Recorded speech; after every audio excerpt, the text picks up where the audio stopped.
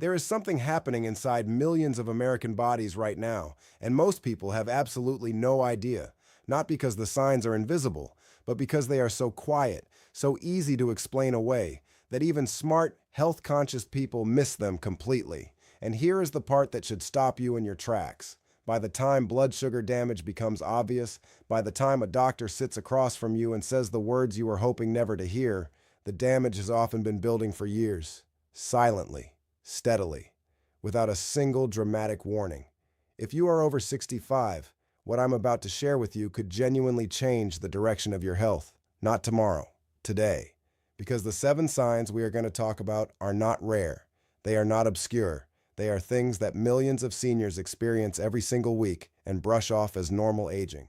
And that assumption, that quiet little shrug of, oh, that is just getting older, may be one of the most dangerous mistakes a person can make. So stay right here with me, because in the next few minutes, you are going to hear things your doctor may never have explained, things that researchers are only now beginning to fully understand, and a few of them are going to surprise you deeply.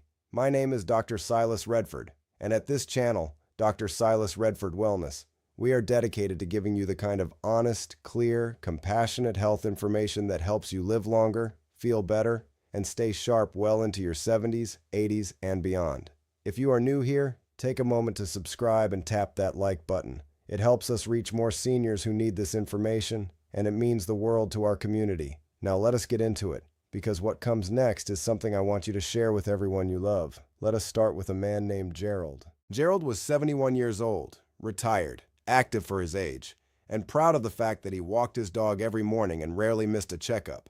He was not someone who ignored his health, but Gerald had been noticing something strange for about 2 years. His feet, particularly at night, felt tingly, like they had fallen asleep but never quite woken up all the way. He mentioned it to his doctor once. His doctor said it was probably circulation. Maybe try compression socks. Gerald bought the socks. The tingling continued. What Gerald did not know, and what his doctor had not yet connected, was that this tingling was one of the earliest and clearest signs that blood sugar had been quietly damaging his nervous system for years. Gerald was not diabetic on paper. His fasting glucose came back borderline. But borderline, as we are going to talk about today, is not the same as safe.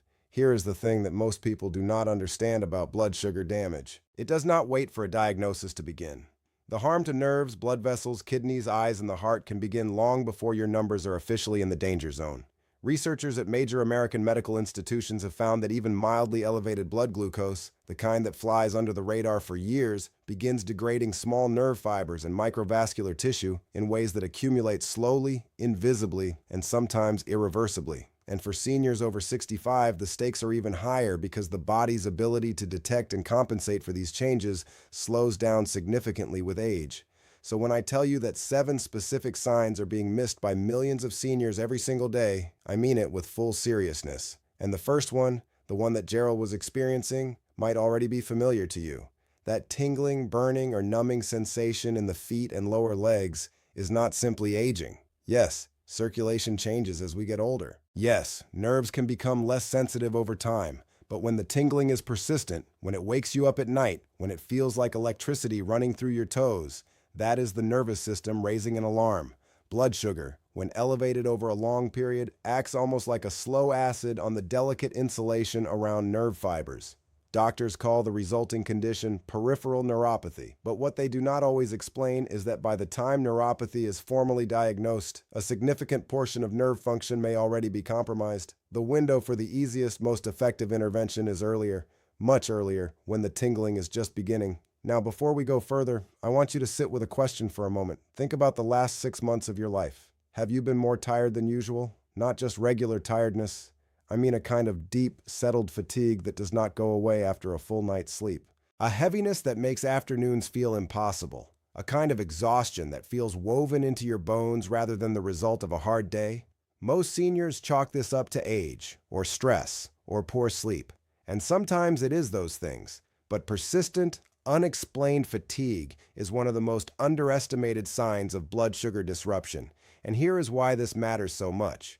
When blood sugar regulation begins to fail, cells throughout the body stop receiving energy efficiently. Glucose circulates but cannot enter cells properly. The result is a body that is literally starving for fuel while swimming in sugar. and the sensation of that cellular starvation is profound exhaustion, the kind that does not respond to rest, coffee, or willpower. A woman named Miriam, 68 years old, spent almost 18 months believing she was simply depressed. She had retired, her children had moved across the country, and her energy had completely collapsed. She saw a therapist. She tried antidepressants. She changed her diet slightly. Nothing helped. It was only when a new doctor ordered a comprehensive metabolic panel, including a hemoglobin A1C test, that the real picture emerged. Miriam's A1C was 5.9. Again, not technically diabetic, but high enough to be causing real metabolic disruption, and high enough that targeted lifestyle changes began making an enormous difference within just a few months. Her energy came back. Her mood lifted. And all because someone finally connected the dots. But here is what makes this even more complicated. And I want you to stay with me here because this part surprises almost everyone. The third sign we are talking about today is vision changes, not dramatic blindness, not sudden vision loss. Subtle changes, increased blurriness, particularly after meals, more frequent need to adjust glasses prescriptions, difficulty with low-light vision. A general sense that your eyes are just not quite as sharp as they used to be. Now, many seniors assume this is just standard aging of the eye. And yes, the eye does change with age, but blood sugar damage attacks the tiny blood vessels inside the retina with a particular ferocity.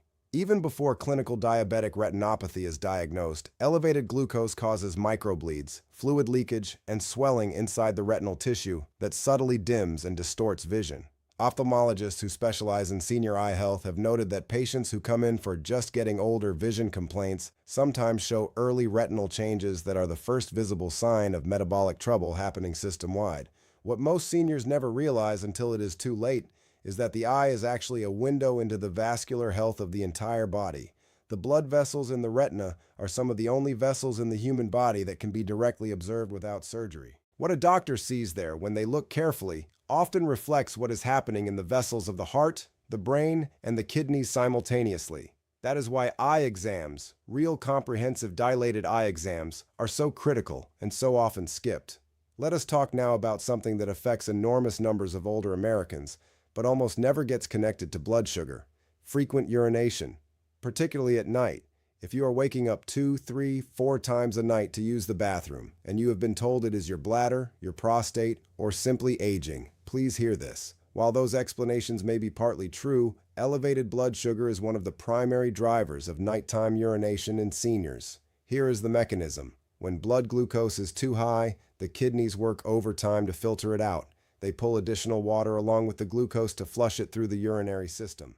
The result is more urine production, more urgency, and more trips to the bathroom at night. What this means practically is disrupted sleep, exhaustion the next day, increased fall risk in dark hallways, and a progressive spiral of poor sleep that makes blood sugar regulation even worse. It is a vicious cycle, and it begins quietly with a simple trip to the bathroom at 2 in the morning. Now I want to pause here for just a moment because I realize that some of what I am sharing may feel heavy. You may be sitting there checking off boxes in your mind. Maybe 1 or 2 of these signs sound familiar, and if they do, I want you to know something important.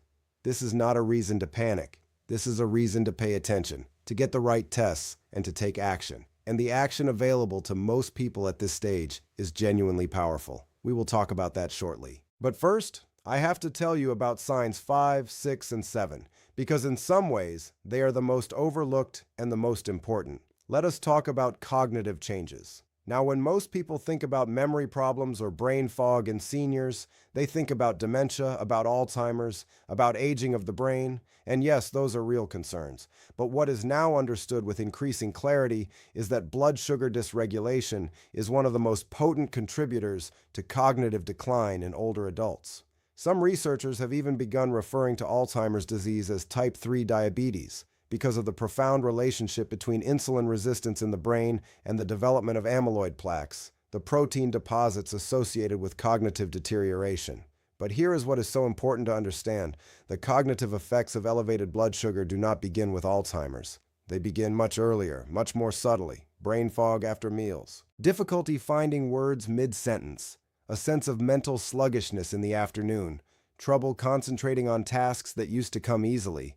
These are early signals, and for a 67-year-old woman named Patricia, they were the signal that changed everything.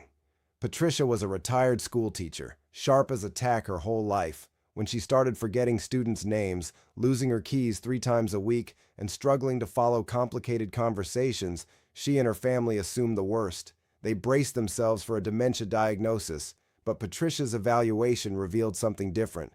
Her blood sugar regulation was significantly impaired. Her brain, deprived of stable glucose delivery, was misfiring. Within 9 months of focused dietary change and a medically guided intervention, Patricia's cognitive symptoms had improved dramatically. Her daughter told her she seemed 20 years younger. That is the kind of story that keeps me doing this work. The sixth sign is one that tends to embarrass people, so they rarely bring it up at doctor visits. Slow wound healing.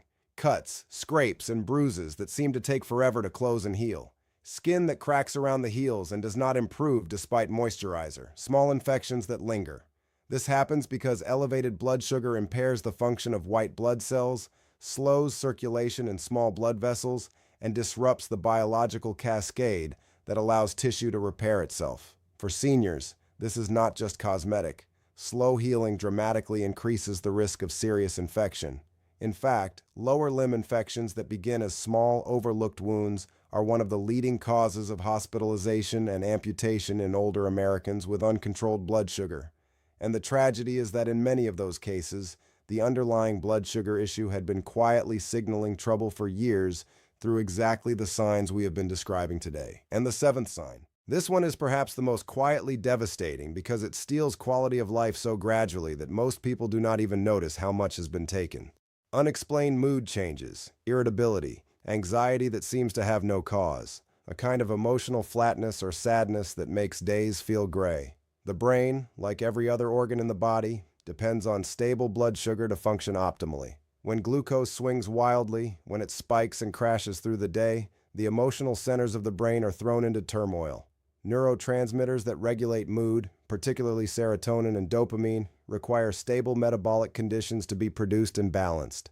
Disrupted blood sugar disrupts these systems with remarkable predictability. A 64-year-old gentleman named Howard spent 3 years on anxiety medication that never quite worked. His wife noticed he had become irritable, withdrawn, and easily overwhelmed. He had good days and terrible days with no pattern that made sense.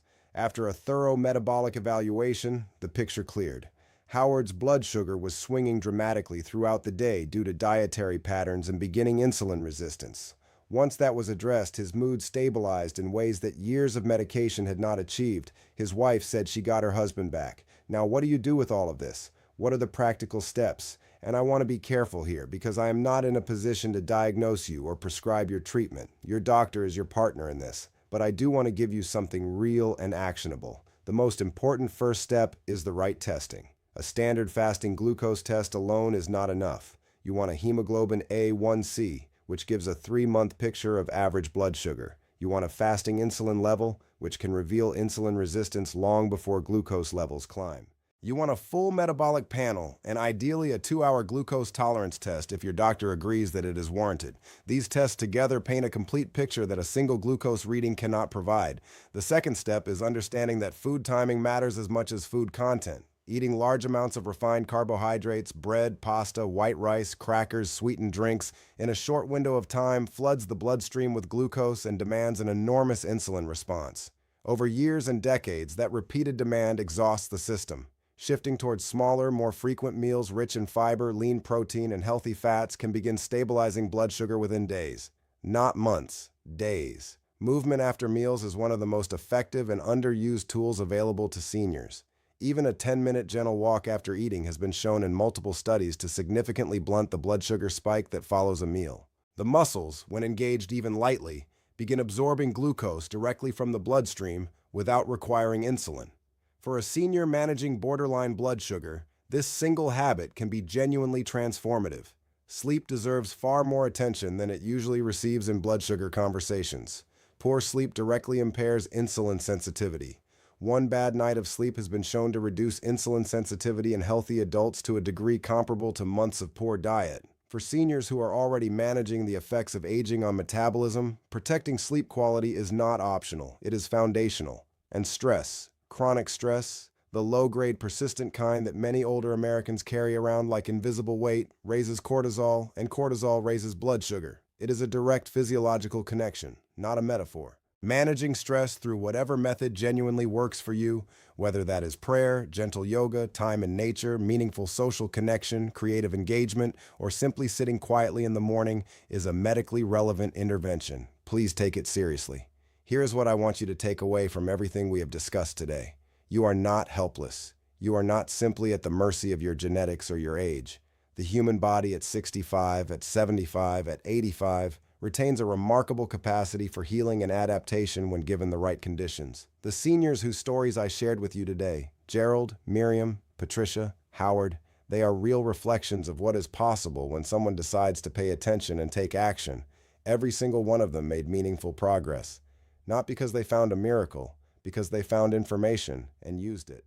The signs we talked about today, the tingling feet, the persistent fatigue, the vision changes, the nighttime urination, the cognitive fog, the slow healing, the mood disruptions, are not sentences. They are signals. And signals, by their very nature, exist to be heard, interpreted, and acted upon. Your body is not your enemy. It is trying to communicate with you. Learning to listen to that communication with curiosity rather than fear, with action rather than denial, is one of the most profound health investments a person can make. If any part of today's information resonated with you, please do something meaningful with it. Share this with someone you love, your sibling, your neighbor, your friend from church or from the gym, the person who lives alone and maybe does not have someone looking out for them the way they deserve. You sharing this could genuinely change the course of someone's health. That is not an exaggeration. That is the kind of thing that happens in our community every single week. And if you have a story, if something I mentioned today reminded you of your own experience or someone in your family, leave it in the comments below. This community is built on those stories, on the connection and recognition that comes from knowing you are not alone in what you are navigating. Every comment matters here, and I read more of them than you might expect. Take good care of yourselves. Be patient with your bodies. Be honest with your doctors.